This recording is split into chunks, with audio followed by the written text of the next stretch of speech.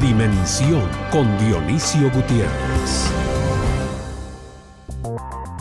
La educación superior facilita a los países la generación y la transferencia de nuevas tecnologías, acelera su incorporación al proceso de la globalización y permite a los jóvenes obtener mejores oportunidades laborales.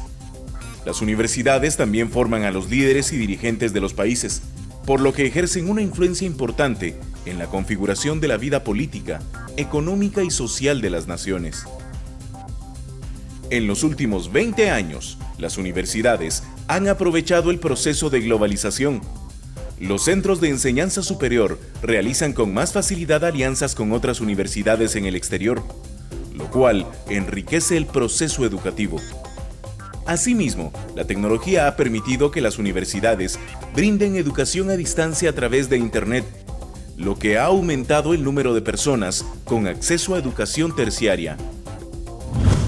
En la década pasada, se registró un aumento de 53% en el número de estudiantes universitarios en todo el mundo. Asimismo, se incrementó en 83% las personas que realizan estudios universitarios fuera de sus países, siendo Estados Unidos el país que más recibe estudiantes extranjeros. En los países desarrollados, el 70% de los jóvenes asisten a la universidad.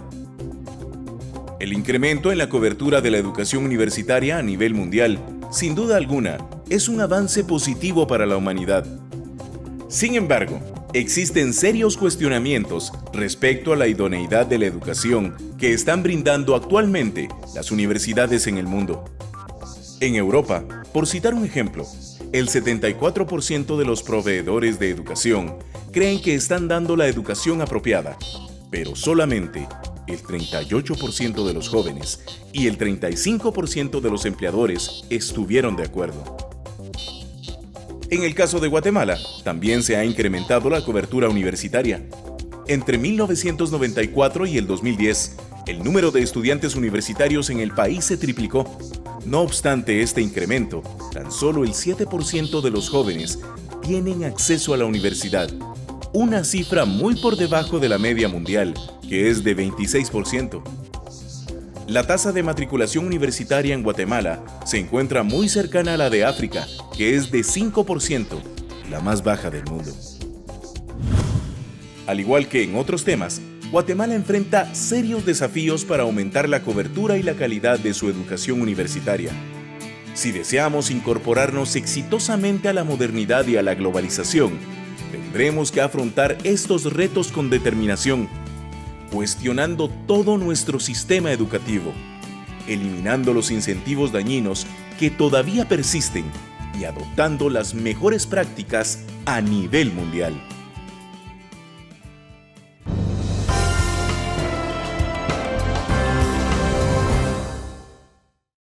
Bienvenidos a Dimensión. Hoy tenemos el gusto de presentarles un programa que creemos que es muy importante.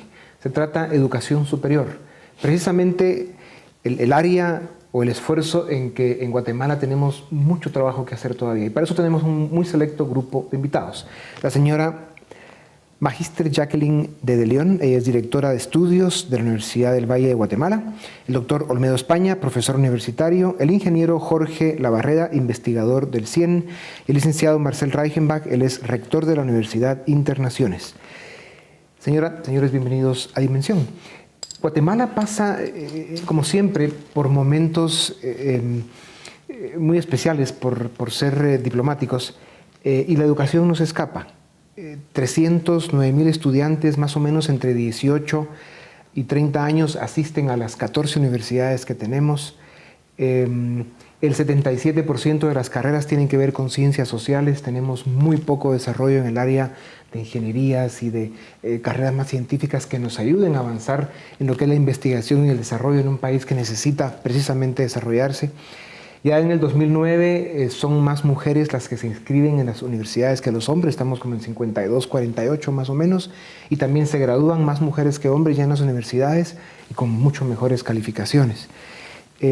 Otro dato que nos parece sorprendente es la mala preparación con la que llegan los estudiantes a las universidades.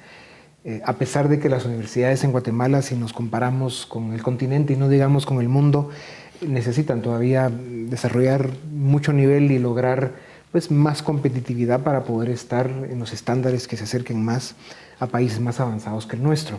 Entonces la preparación de los estudiantes que van de lo que es la educación media tiene deficiencias muy grandes y en las universidades esto se siente.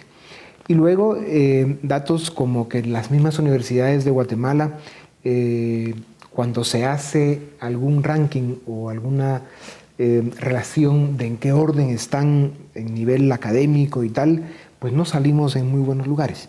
Lo cual nos dice y nos refleja un poco la realidad que vive el país. Entonces, en ese sentido sería interesante, Lic Labarreda o ingeniero Labarreda, empecemos con usted. El CIEN se ha caracterizado a través de su historia por la excelencia en sus investigaciones, por el tipo de información que maneja, los proyectos que han enseñado públicamente, la forma en que han aportado al desarrollo del país. Todos sus especialistas, ¿de dónde vienen? Hablando de educación, ¿dónde se han graduado? ¿Cuáles son sus especialidades? Bueno, muchas gracias por la oportunidad. Efectivamente, hemos ido evolucionando, digamos, nuestro personal, nuestros investigadores. La mayor parte han estudiado acá en distintas universidades, en la Universidad Francisco Marroquín, en la Universidad Rafael Landívar, pero básicamente todos se caracterizan por haber ido a estudiar fuera, digamos, estudios de posgrado, maestría o doctorado. También otra cosa que ha estado utilizándose mucho últimamente es otros tipos de enseñanza fuera de las universidades tradicionales. De hecho, a distancia, cursos que hay en diplomados, cursos cortos, y eso es un poco, y obviamente la mayor, sinceramente, manera, digamos, de profesionalizarse es a través de la práctica de investigación y de trabajo continuo a lo largo de los años, bajo un esquema de una tutoría. Eso es un poco como hemos funcionado para ir avanzando en nuestras investigaciones. Sí. Doctor España, usted es profesor universitario. ¿Cuántos años lleva haciéndolo? Casi 40 años. Casi 40 años. Casi 40 ¿Cuál ha sido años. su experiencia en ver la preparación con la que llegan los estudiantes y cómo logran avanzar realmente en la carrera? Bueno, en mi caso personal, por tratarse de una historia, ahí sí que muy personal, yo he tenido 2 experiencias en 2 países. Entonces puedo establecer comparaciones desde ese punto de vista. Yo me inauguré como profesor universitario en las universidades costarricenses. De hecho, soy graduado de una universidad en Costa Rica, de la Universidad de Costa Rica. Entonces, mi gran experiencia como docente y como investigador está más concentrado en ese país. Eso me permite a mí también como ver un poco más objetivamente la situación de las universidades guatemaltecas. En el caso particular de las universidades guatemaltecas, tanto públicas como privadas, efectivamente la universidad madre, que es la Universidad de San Carlos, de la cual se desprenden las otras universidades privadas, diría yo, casi con el mismo modelo organizacional y el mismo modelo académico y de concepción de universidad, a excepción de algunas universidades que han roto ese modelo universitario. Pero efectivamente en el caso particular de Guatemala uno nota ciertas deficiencias de los estudiantes al ingresar a la universidad. Y las fallas están planteadas, están señaladas, están evaluadas. El Ministerio de Educación lo ha dicho, la Universidad de San Carlos lo ha establecido, la cantidad de solicitudes de ingreso a la universidad son altas, la cantidad de ingreso a la universidad son pequeñas comparado a lo que se pretende. De tal manera que hay un desfase entre lo que es la educación superior y lo que es la educación secundaria. Y ese desfase, de alguna manera, en algún momento habrá que resolverlo. Habrá que resolverlo porque si no, entonces lo que estamos generando son frustraciones en los jóvenes. Sí. Señora de León, o sea, no solo tenemos pocos jóvenes en Guatemala logrando acceder a estudiar en una universidad, sino tenemos todas estas deficiencias que empiezan, por supuesto, desde nuestro nivel educativo primario. Y así se va acumulando a través de todo lo que es la escuela, el colegio, educación media, pues algún déficit. Y luego se llega a la universidad y claro, en las universidades se responde al nivel que traen los alumnos de alguna manera. No se pueden corregir vacíos que se han producido en 12 años. ¿Cuál es su experiencia sobre el tema? Y aproveche para comentarnos un poco el único ranking que hay en el mundo en donde se han calificado las universidades de Guatemala es el QS de Inglaterra. Ya aparecen la Universidad de San Carlos, la Universidad Marroquín y la Universidad del Valle, con un nivel pues bastante rezagado respecto al resto del mundo. Sí, lo que sucede es que no estamos como un sistema integrado. El nivel medio tiene unos objetivos muy bien definidos y la educación superior también. Lo que sucede es que hay vacíos. Lo que las universidades estamos haciendo es dando programas en donde los estudiantes al insertarse logran alcanzar los saberes previos que no los han tenido. Entonces nosotros sí hemos tenido que reducir ciertas brechas que nos llegan del nivel medio. Ahora bien, con un enfoque por competencias, que es el que estamos lanzando en las universidades actualmente, tratamos no solo de lo que saben, sino que lo que saben hacer. Y ese es un avance para poderlos acercar al mundo laboral, que es tan importante. Tenemos que hacer muchos esfuerzos y uno de los mayores esfuerzos que tenemos que hacer como país es formar buenos docentes. La formación inicial docente es fundamental y, como usted bien lo decía, no es solo el nivel medio, también desde la primaria y la preprimaria. Hemos avanzado en ese sentido, está por graduarse la primera promoción de bachilleres en educación, con orientación en educación, perdón, pero sí creemos que tenemos que hacer mucho más esfuerzo en que haya la vinculación de los diferentes niveles, claro, y un esfuerzo fundamental que tiene que ser con miras a la calidad es la formación del docente. Luego de eso, entonces, que los estudiantes y el proceso educativo se centre en el desarrollo de la persona, que las carreras también sean contextualizadas y que tengan pertinencia. Esos son los esfuerzos que tenemos que hacer como universidades. Cuando habla del desarrollo de la persona, quiere decir regresar a ciertos conceptos básicos en que le ayuden al estudiante desde que es niño a desarrollar ciertas habilidades personales que evidentemente tienen un vacío en el sistema educativo. Así es. Tienen que tener conocimientos, que es lo que nosotros en pedagogía le llamamos saberes conceptuales. Ya. Pero lo ideal es que sepa hacer cosas, pero sepa hacer. Claro. Y eso es el enfoque por competencias. Vamos a publicidad y regresamos en un momento para seguir en dimensión con nuestro tema de hoy, que es educación superior.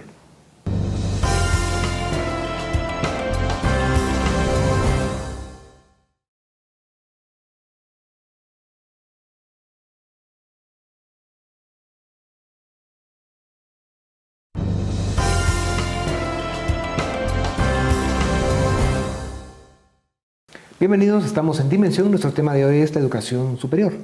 Licenciado Reichenbach, la Universidad de Internaciones, para hablar un momento de ella, vino de alguna manera a cambiar el panorama universitario en Guatemala porque fue un proyecto novedoso que trajo la intención de subir el nivel. Cuéntenos un poco cómo va esa universidad, cómo se ha sentido ya en el contexto de todas las universidades en Guatemala y cómo ve usted esta dinámica que se da de los déficits que tenemos en la necesidad de preparar mejores profesores para que preparen mejores alumnos para que cuando lleguen a la universidad puedan aprovechar mejor lo que ahí se puede hacer. Bueno, primero muchas gracias por invitarnos a participar, ¿verdad? Este es un tema obviamente fascinante. Creo que la educación superior de alguna manera en nuestro país no ha dado señas, digo yo, de ser un cambio definitivo o un cambio positivo hacia el desarrollo del país. Si nosotros pensamos que tenemos una universidad de 300 años, tenemos universidades privadas que existen hace más de 40, 50 años, y sin embargo seguimos siendo un país donde solo el 2% de la población hace estudio universitario. Eso muestra obviamente que el sistema de alguna manera está argeñado, digo yo, ¿verdad? Está de alguna manera, ha nacido mal. Creo que parte mucho del problema, lo mencionaba la licenciada, es que no hay realmente una visión clara de nación de qué queremos educar. Cuando nosotros planteamos nuestro proyecto educativo hace ya 30 años, pues comenzamos buscando la educación a nivel escolar y formamos un colegio que de alguna manera ha marcado una tendencia en la educación preuniversitaria. Hoy llevamos 4 años de haber formado nuestra universidad, la Universidad de Internaciones, y estamos realmente muy decididos a buscar cambios en la educación superior, ¿verdad? Usted mismo lo decía, el alto porcentaje de los estudiantes sigue estudiando áreas humanistas, cuando sabemos que a nivel global necesitamos formar gente más técnica, ingenieros, gente que pueda realmente desarrollar tecnología. Y entonces estamos muy interesados en cambiar la visión de la educación superior. La educación superior debe llegar a un momento en que sea realmente influyente en nuestro país. Porque el desarrollo de un país, claro, muchos dicen que depende de los políticos, ¿verdad? Pero yo creo que depende realmente de la educación. Y mientras no tengamos una educación superior de calidad que permita realmente formar profesionales que van a resolver los problemas de nuestro país, no vamos a salir adelante. Pero necesitamos llegar a una masa crítica, ¿verdad? A una cantidad de estudiantes profesionales que puedan realmente contribuir al desarrollo del país, ¿no? Ingeniero Labarreda, este dato, y corrigiendo, es 71.7% las carreras de ciencias sociales en Guatemala. ¿A qué se debe este fenómeno? Ya estamos hablando de que es importante promover carreras científicas que nos ayuden en lo que es el desarrollo del país, aunque no por eso quitarle importancia a las ciencias sociales, pero hay una desproporción muy grande. Sí, bueno, tal vez hay un estudio para el caso de Guatemala que hace un análisis en los últimos 50 años del aporte del capital humano al crecimiento económico. Y lo interesante es que ese estudio hace una separación por niveles educativos. En el caso de Guatemala, en ese periodo, estamos hablando del 50 al 2002, más o menos, que toma los datos. El principal aporte realmente para el crecimiento económico lo da la educación secundaria. Le sigue la educación primaria y de último la universitaria. En parte tiene que ver justamente con un tema de volumen, digamos, de que es muy poco, digamos, la cobertura que tiene el nivel de educación superior, pero por el otro lado, esa, digamos, conformación de tipos de estudios. Entonces, lo que es investigación y desarrollo, que es fundamental para innovar y seguir avanzando y adoptar incluso tecnologías de otros lugares, hay poca capacidad, digamos, de egresados universitarios del país, y lo que hacen muchas empresas es que tienen que terminar trayendo a personas de fuera para hacer ese tipo de cosas. Ahora, paradójicamente también tenemos gente brillante, ¿verdad?, que tampoco encuentra mucho espacio que hay y tiene que salir. Pues precisamente hace poco salía el caso de Luis Fonán, ¿verdad? Que justamente pues es alguien guatemalteco que va a buscar otros horizontes para poder seguir avanzando, ¿verdad? Este es un tema complejo. Yo quería acotar, aunque estamos hablando de educación superior, la educación, la formación de las personas es algo acumulativo a lo largo del tiempo. Y mucho, digamos, de lo que en mi opinión limita lo que se puede hacer, independientemente si es científico, humanístico, etcétera, tiene que ver con cómo viene este proceso. Y el desafío en nuestro caso, pues, para ponérselos así en datos, muy sencillo, es de cada 100 personas, como 89, 90 logran ingresar a la educación primaria, pero de eso solo logran egresar 60 y algo, de esos 60 y algo apenas logran terminar la secundaria 18, y de esos 18 solo 4 logran las competencias en lenguaje y 1 en matemática. Y eso es lo que está recibiendo la educación superior. Entonces eso nos explica el desafío que tenemos en el sistema educativo. O sea, digamos, ese tema de segmentar por niveles es una construcción, digamos, que se tiene, pero en verdad para poder solventarlo es algo que tenemos que verlo de una manera integral. O sea, de los 4 que llegan con la calificación para poder entrar a una universidad, 3 lo tienen en lenguaje y 1 en matemáticas. 4 en lenguaje y 1 en matemáticas. Ya. Y luego de los 18 que lograron llegar. Así es. ¿Y de ellos cuánto logran entrar a la universidad? De ellos apenas... El 2%, decía el licenciado Reichenbach, que más o menos es el dato que coincide con los 310,000 jóvenes entre 18 y 30 años. Y luego en la universidad, ¿quién tiene el dato de cuántos se gradúan, cuántos entran a las universidades y cuántos realmente terminan con un título universitario? Sí, no, ese dato no lo tengo. Lo que tiene mucho que ver también, ahí entramos a temas de acceso, ¿verdad? Un volumen está concentrado acá, aunque ha habido, pues ustedes conocerán mejor que yo ya los datos, ¿verdad? De las sedes que tienen en el interior, pero mucho está concentrado aquí en la ciudad capital, ¿verdad? Entonces eso también dificulta, ¿verdad? Que algunos jóvenes que terminan su secundaria puedan seguir sus estudios. ¿Cuántos años toma y qué esfuerzos representa el que el que logremos subir el nivel de educación desde la primaria, secundaria, y que eso nos permita ir evolucionando en las universidades para lograr mejores números que los que el ingeniero Labarreda decida? ¿Quién puede...? 20 años. ¿Eso es lo que toma? ¿Una generación? Creo que una generación, 20 años. Estableciendo, digamos, el análisis que está haciendo el ingeniero Barreda, efectivamente, es que estamos hablando de la educación primaria, preprimaria, primaria, secundaria y universitaria. Toda la sumatoria de eso nos da un aproximado de 20 años. El problema, digamos, cuando uno analiza el tema de la educación superior en términos generales, y particularmente en el caso de Guatemala, uno no lo puede abstraer del conjunto de la educación guatemalteca, de todo el sistema complejo. Por eso es que estamos abordando el tema de la educación secundaria, de las frustraciones, de las fallas en matemáticas, en lenguaje y en otras disciplinas, porque solamente se está priorizando la evaluación en 2 áreas, que es matemáticas y lenguaje. Pero eso, digamos, no significa que otras áreas están también fallando. Por ejemplo, la historia, si hay fallas en la formación cultural de los muchachos, en la formación artística, por ejemplo. Entonces, abordar el tema de la educación superior significa abordar el tema de todo el sistema educativo en su conjunto, o bien abordarlo en sí, el mismo universidad.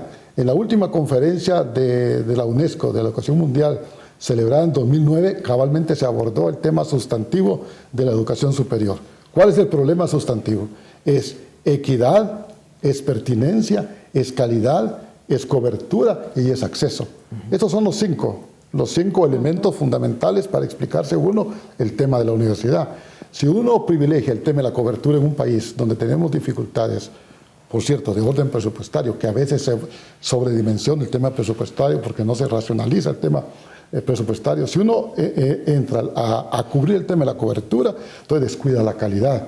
¿Y qué pasa con el acceso? ¿Y qué pasa con la pertinencia? O sea, el tema de la pertinencia, muy bien lo decía el rector de Internaciones. O sea, el hecho que nosotros, digamos, necesitamos formar ingenieros, necesitamos formar en el área de las ciencias duras. Eso significa que ya estudiamos el país para efectivamente si eso tiene o no, es pertinente o no al desarrollo nacional. Es que para comenzar ni siquiera existe un plan nacional de desarrollo. Las universidades estamos amarradas y aisladas porque no hay parámetros. No hay parámetros. Además de lo que SEGEPLAN establece o dice, o lo que algunos institutos como el CIEN o ASIES nos dicen acerca de la vida nacional, o lo que Naciones Unidas nos dice sobre... No tenemos parámetros nacionales y decir, bueno, nos vamos a ir por este camino. Entonces no podemos definir una estrategia, una orientación de nuestras universidades.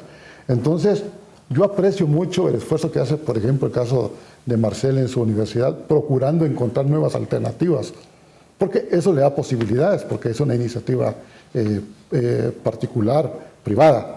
Y eso usted puede regir y puede definir eso, pero en una universidad pública como la San Carlos, donde usted encuentra 200.000 estudiantes, más de 10.000 docentes, un montón de facultades, una burocracia abultada, estructuras obsoletas, formas de administración obsoletas, una gran cantidad de peros que usted encuentra, cómo poder reorientar ese camino hacia la calidad y articularlo con la cobertura.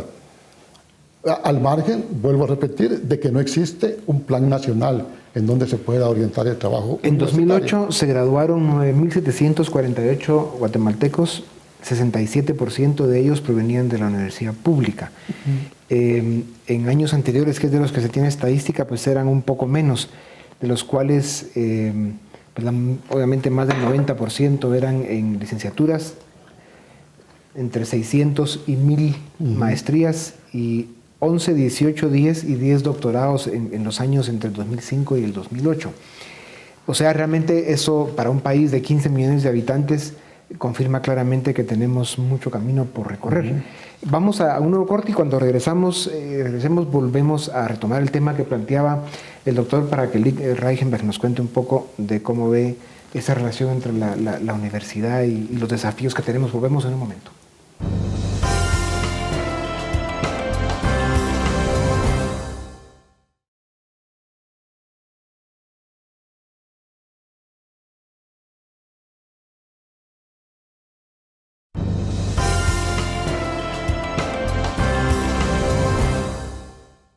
Bienvenidos, seguimos en Dimensión, nuestro tema de hoy, educación superior. Hay algunos datos que complementan un poco lo que hemos estado hablando y son 320 carreras de pregrado, 409 de grado, 301 programas de maestrías, 31 especialidades y 25 doctorados. Para el año 2000 se ofrecían en Guatemala 490 carreras. En 10 años se ha crecido 2.2 veces en cuanto a posibilidad de carreras.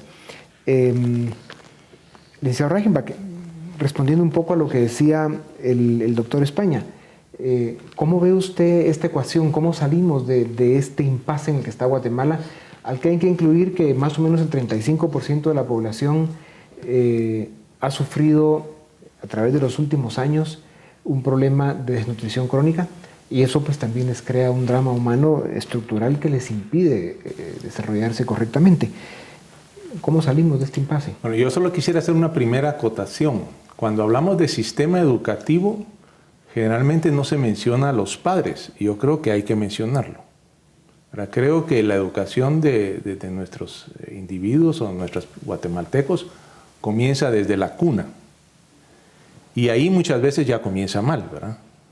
Como usted mencionaba, ¿verdad? La cuestión de la desnutrición es terrible. Guatemala sufre este flagelo no de ahorita, sino que de muchísimos años.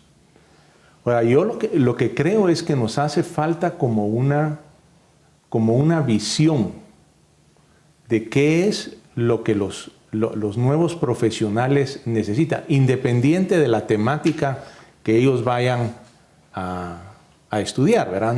No estoy pensando solamente en el que va a estudiar arte, o el que va a estudiar ingeniería, o el que va a estudiar sociología. Creo que parte de lo que debemos de entender es que vivimos en una época de cambios, ¿verdad? Desde 1980 ya Alvin Toffel lo mencionaba en su libro El shock del futuro. La humanidad entró en una época de cambios cada vez más rápidos. Pero la educación se ha quedado como trabada, ¿sí? A veces en educación es donde comenzamos a ver los cambios de último. Nosotros hemos planteado nuestra visión de educación en 5 hilos filosóficos. Creo que uno de ellos es pensar, ¿verdad? Creo que nosotros debemos desarrollar un sistema educativo que permita contribuir a personas pensantes. Era claro, la palabra pensar, como sabemos, puede decir muchas cosas ni nada, pero no vamos a entrar en mayores detalles, ¿verdad? Pero de alguna manera, parte de nuestro sistema educativo sigue siendo dogmático. Enseñamos a los chicos a repetir cosas, ¿verdad? Estamos constantemente pidiendo que repitan un montón de cosas que el maestro dice que son verdaderas, pero nadie sabe por qué. Entonces, esto nos exige como un cambio, ¿verdad? Yo lo relaciono esto mucho con lo que llamamos el paradigma de la pregunta. Los sistemas educativos tradicionales, por ejemplo, estuvieron orientados a la pregunta del quién y del qué, ¿verdad? En la escuela nos preguntaban, bueno, ¿quién descubrió América? Si podemos hablar de descubrir, ¿verdad? O ¿qué es fotosíntesis? ¿Verdad? La era industrial nos trajo mucho la pregunta del cómo, ¿verdad? Nos preocupamos mucho de cómo hacer las cosas. Entonces comenzamos a preparar o a preguntarle a nuestros chicos, bueno, mire, ¿cómo funciona la fotosíntesis? ¿Verdad? Pero hoy en un mundo de cambios la pregunta debe ser ¿por qué? Pero esto requiere un cambio de paradigma en todo el sistema educativo, ¿verdad? Ya no es un sistema donde nosotros vamos a adiestrar niños y jóvenes, ¿verdad? Sino que realmente debemos de contribuir a que nuestros chicos sean capaces de entender el porqué de las cosas. Cuando nosotros comenzamos a tener una masa crítica de población que se cuestione el porqué, yo estoy convencido que los problemas de nuestra nación van a comenzar a ser resueltos, ya sea por humanistas, por ingenieros, por artistas, por lo que nosotros querramos. Pero necesitamos, ¿verdad?, de alguna manera una masa crítica de gente que se preocupe del porqué, no simplemente que repita un montón de cosas y de conocimientos, ¿verdad? Me parece que el rector Reichenbach ha puesto realmente el punto sobre la I, porque precisamente es un tema que se escucha cada vez más en el primer mundo, en Estados Unidos, en Europa. hablando de ese gran vacío que se ha creado entre cómo el mundo se ha desarrollado, los grandes avances que han habido, y el modelo educativo se quedó de alguna forma obsoleto hace 25 o 30 años. Y esto de alguna forma explica por qué el ser humano está siendo de alguna manera la víctima del presente, y puede serlo del futuro de una forma mucho más dramática si no se corrige el modelo educativo, que empieza por lo que decía la licenciada, con el tema de desarrollar habilidades personales, humanas, que le permitan al niño, desde que es niño, conocerse a sí mismo, empezar a desarrollar habilidades humanas, cómo relacionarse mejor, cómo comprender por qué siente de cierta manera, por qué piensa de cierta manera, para aprovechar mejor las oportunidades. Y luego la parte científica y la parte del cómo, ¿no? El desarrollarse de una manera más inteligente. Yo ahí quisiera intervenir. Las personas tienen que tener una formación integral. Y integral entonces en todos los sentidos, que lo haga un ser humano digno. Para eso, ¿qué se va a requerir? Que sepa hacer y que sepa hacer. Y las universidades y todo el sistema educativo tiene que cambiar su metodología. Tenemos que centrarnos en el aprendizaje del estudiante y no en la enseñanza. Por ejemplo, que el alumno descubra, aunque sea a la edad pequeña y no digamos en la universidad, que cuente con laboratorios de ciencia, pero no importa qué carrera sea. Me parece que es excelente el aporte del doctor Reichem, donde dice los humanistas, los físicos, los químicos, los científicos puros, cada quien tiene que aportar a que encontremos una sociedad mejor. Eso solo lo va a hacer cada quien desde su temática, pero con competencias básicas para la vida, que aprenda a pensar, que aprenda a hacer, que se comunique, que interaccione respetuosamente con los otros. Pero fundamental es que nuestros profesionales aprendan a aprender. De esa forma les va a permitir estar actualizados y, por supuesto, a ir cambiando e innovando.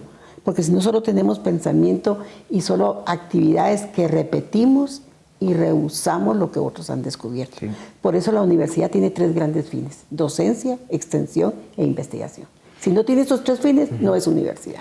Y tal vez, licenciada de León, es oportuno hablar un poco de lo que ha pasado con las universidades, por la forma en que se les ha puesto a participar en la vida política del país, a través de las comisiones de postulación, que tienen que ver con el tema de elección de magistrados, fiscal general, contralor general, etcétera, etcétera. Y esto, de alguna manera, el resultado, ya para muchos analistas, es que ha contaminado el mundo universitario, lo ha politizado. ¿Cómo ven ustedes eso, ingeniero? Sí, bueno, en nuestro caso hemos dado seguimiento, de hecho, al caso de la elección del Contralor General de Cuentas, ¿verdad? Y sí, efectivamente, como está hecho el esquema, pues distrae, digamos, al final de las funciones centrales que están haciendo las universidades. Claro, con un objetivo, cuando se pensó en eso, se buscaba tener cierta legitimidad, etcétera, pero al final del día no vemos que sea algo que ni resuelve una cosa y distrae de la otra, ¿verdad? Yo creo que ni siquiera para legitimar el acto político. Las universidades por naturaleza son academia, o sea, no es otra cosa sino academia. Y lo que mencionaba el rector de la Internacional es cierto. Este fenómeno que está sucediendo a nivel de la acción educativa no es nuevo. Kepler, usted recuerda, Galileo, Copérnico, nacieron y crecieron científicamente fuera de las universidades. O sea, la universidad medieval colapsó y todo el pensamiento científico, humanista, el arte, la expresión estética en el Renacimiento fue fuera de las universidades. Lo mismo está sucediendo en este momento. Todo el proceso, digamos, los cambios que se están dando a nivel mundial, la innovación, o sea, el imaginario. Por eso la reforma de las universidades norteamericanas están fortaleciendo la enseñanza de las ciencias básicas, porque el corrimiento tecnológico en la industria es mucho más dinámico, mucho más rápido. ¿Y su opinión sobre la politización que se hace sobre en las eso yo creo, universidades? y sobre eso yo comparto lo que está diciendo aquí el ingeniero. Efectivamente, a mí me parece que ese es un distractor de la actividad propia de las universidades. Probablemente quienes idearon eso fue, como dice el ingeniero, para legitimar una acción política de los políticos y del Estado y del gobierno. Pero eso lo que ha resultado es que deslegitima el trabajo de las autoridades universitarias. Porque otro tema crítico en el mundo de la educación es la poca participación o la poca colaboración que hay del mundo empresarial con la academia. Una opinión rápida sobre ese tema. Antes de eso, perdón, sí quisiera ver que también hacerles notar que en las universidades se forma ciudadanía. El profesional universitario tiene que incidir en el bienestar de todos. Yo no creo que sea tan pecaminoso que se participen en esas instancias, porque le da un valor mucho más objetivo en el sentido la academia para que haga sus aportes en tecnología, en estadística. Entonces sí vale la pena que intervengamos. Lo que pasa es que tenemos claridad en qué rol nos compete.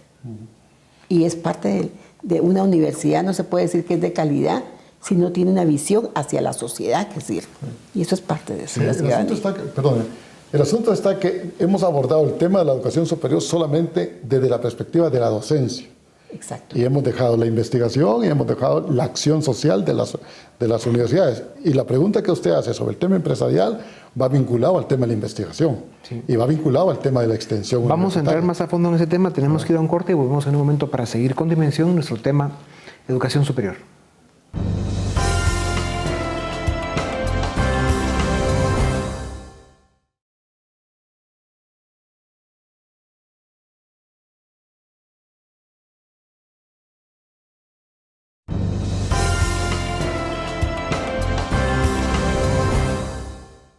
Bienvenidos, nuestro tema de hoy, educación superior en Dimensión.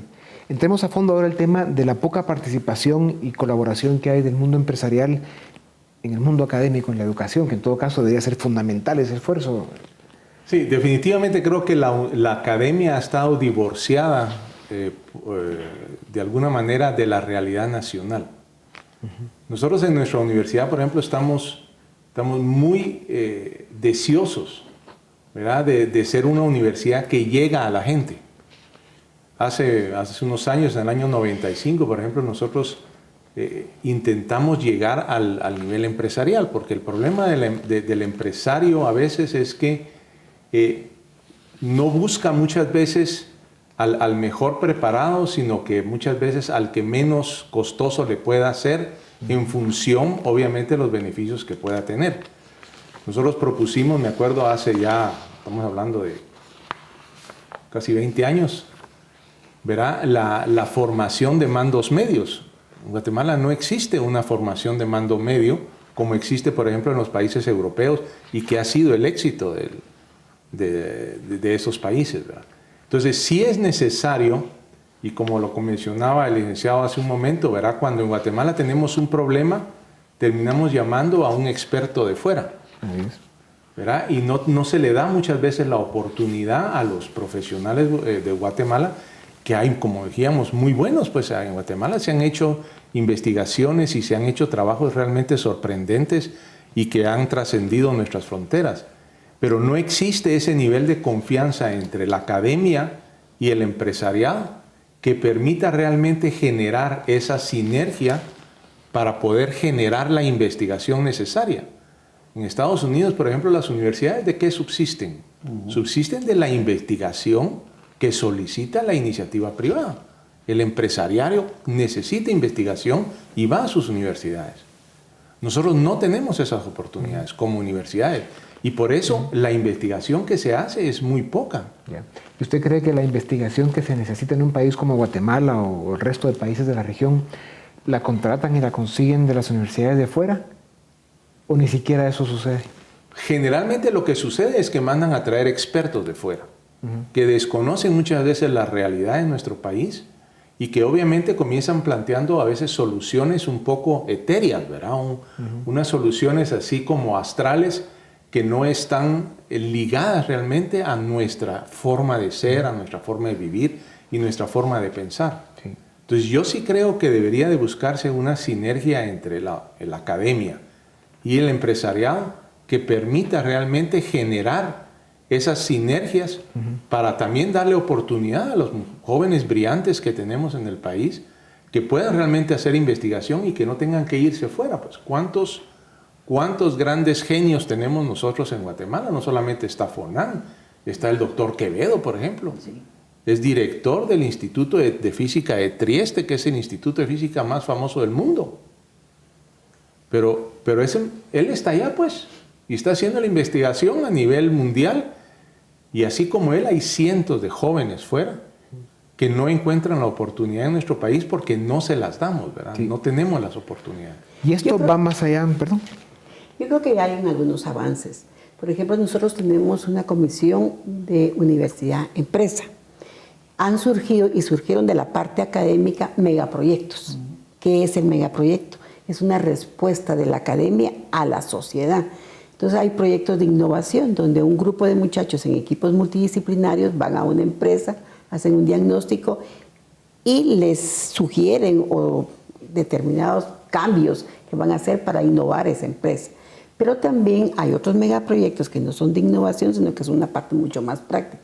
Ahí hemos tenido muchachos que han inventado, por ejemplo, un robot para que alguien que tiene discapacidad para moverse lo pueda hacer. Entonces, yo creo que sí, ya se están haciendo algunos acercamientos, que por supuesto hay que fortalecerlos. Claro. Ahora estas cosas aisladas tienen el problema de cuando uno ve la película completa, claro, sí, los retrasos, los rezagos son tan grandes que sí pareciera ser que tenemos que tomar decisiones mucho más serias. Ingeniero Lavarrea, no sé si querrá comentar algo del tema de la participación del mundo empresarial en la educación, que ya se dijo lo que había que decir, pero hay otros temas, cambios regulatorios en el sistema de universidades en el país. Para mejorar el nivel sería nada más resolver parte del problema, porque el tema viene desde primaria, ¿verdad? El modelo educativo. Viene desde la inicial, en realidad. O sea, básicamente el problema viene de que no tenemos formación inicial, estamos tomando a chicos la mitad con desnutrición crónica, entonces por mucho que hagamos los cambios acá arriba, estamos al final, digamos, de todo el trayecto, ¿verdad? Eso no quita que hay que hacer las cosas, ¿verdad? Ese 100, 69, 18, 4, 2 se mantiene. Sí, exactamente. Entonces, claro, hay que hacer cambios acá. Lo otro que no se nos debe olvidar es, acá nos centramos en ver el caso de Guatemala, pero cada vez más estamos interconectados y digamos que ya no es tanto solo lo que hagamos acá en Guatemala, sino nos viene la competencia de fuera, etcétera. Claro. Yo lo que sí quería comentar es, en lo que hemos visto, hay una brecha, no tanto en tema de conocimiento, sino en ciertas habilidades que demandan el mercado laboral, y no estoy pensando en las grandes empresas, microempresarios, etcétera, pidiendo capacidad de trabajo en equipo, puntualidad, capacidad de escribir un informe, honradez. Ese son el tipo de cosas que se están demandando, digamos, concretamente aquí en el caso de Guatemala. Nuevas competencias. Competencias básicas. Exactamente. Nuevas competencias. Entonces, hay que estar viendo eso, ¿verdad? Sí. El hecho de que la Universidad Estatal tenga iniciativa de ley, que tenga el 5% del presupuesto nacional, ¿cómo afecta eso realmente el que funcione como una academia con todas sus calificaciones? Sí, bueno, eso está en la Constitución, ¿verdad? El tema del 5% de los ingresos ordinarios. En mi opinión, es un esquema que suma a otras modalidades que hacen rígido totalmente el presupuesto, y concretamente en la práctica lo que están haciendo es llegando al quintil 5 y 4. O sea, de mayores con capacidad de pago no están llegando a lo que estaba detrás de la idea de eso, de facilitar la educación, por lo que hemos hablado antes del sistema. Requeriría seguramente reformas constitucionales que abren una caja de Pandora. O sea, si cada uno tuviera que decir en pocos segundos, porque nos quedan pocos segundos, entonces, ¿cómo abrimos el esquema? ¿Cómo rescatamos el modelo educativo de Guatemala para confirmar que realmente es desde ahí donde inicia el cambio de un país y la posibilidad real de desarrollo? Si no tenemos el nivel educativo y la capacidad en la juventud y eventualmente en los profesionales para que saquen al país adelante, ¿quién lo va a hacer? ¿Con qué preparación? ¿De dónde van a salir los marcianos que lo harían? Tienen que ser personas educadas, principalmente en Guatemala. Entonces, bueno, yo diría que lo primero que debemos de reconocer es que la educación es responsabilidad de todos, absolutamente todos, ¿verdad? Desde el padre de familia que concibe a su hijo, él tiene que también tomar responsabilidad. No es solo responsabilidad del gobierno, no es solo responsabilidad del Estado. Es responsabilidad de todos, de las comunidades, de las personas, de todos. Si todos tomáramos esa responsabilidad en nuestras manos, creo que podríamos hacer mucho. Pero mientras sigamos, ¿verdad?, mezclando la educación con política y la política con educación, no vamos a salir adelante. Yo creo que debemos todos como todos, ¿verdad? Absolutamente los 15 millones que somos, deberíamos de tener la conciencia de que la educación es responsabilidad de todos y que la única forma de sacar adelante el país es educándolo. Sí, es una responsabilidad ciudadana, siguiendo la línea del rector. Es una responsabilidad ciudadana y que debe trascender el discurso. Todos hablamos de que la educación es la palanca del desarrollo, la palanca nos va a sacar de la pobreza, la educación es una cantidad de adjetivos que le damos a la educación. La acción educativa es lo que prueba el discurso. Entonces no hay coherencia entre el discurso mismo y la acción educativa. Yo propondría que quizás una de las salidas que tiene el país es un gran acuerdo educativo. Y un acuerdo educativo que ya hemos avanzado bastante. Usted encuentra aquí que los 4 invitados a su programa somos personas comprometidos con la educación, somos amigos, somos respetuosos, nos apreciamos, diferimos de algunas ideas puntuales y sin embargo estamos en el mismo barco. De esa manera como nosotros nos conducimos es la manera como podemos lograr un acuerdo educativo. Sí, la educación es de tanta responsabilidad y de tanta influencia e impacto en el país que tenemos que tener un proyecto educativo de largo plazo. Sí, ingeniero. Los liderazgos de distintos sectores, creo que tendría que ser un acuerdo más amplio que solo el sector educativo. Lo veo más como liderazgo empresarial, político, religioso, etcétera, definiendo un rumbo de país donde educación es parte de ese cambio. Sí. O sea, realmente hasta que comprendamos que la educación es la base del desarrollo de una nación, vamos a seguir un poco arando en el agua. Pues ojalá, ese es el reto y esperemos que la nación vaya despertando cada día más ante esta realidad en la que confirme claramente que la educación debe ser la primera prioridad de nuestro país. Muchas gracias por haber participado con nosotros en este programa. Volvemos con ustedes la próxima semana. Gracias por recibirnos una vez más. Los dejamos ahora con Dimensión Acción.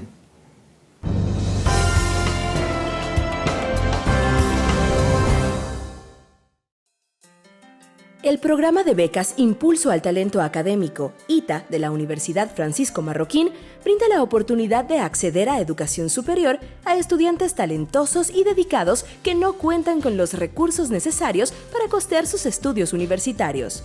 Es un programa muy particular. En realidad busca hacer una investigación profunda en donde tratamos de identificar personas que tengan grandes talentos, grandes capacidades intelectuales y también carácter de lucha, de liderazgo, de querer hacer, ¿verdad? Una persona que esté dispuesta a no solamente soñar con algo, sino a construir ese sueño. Cambiando vidas.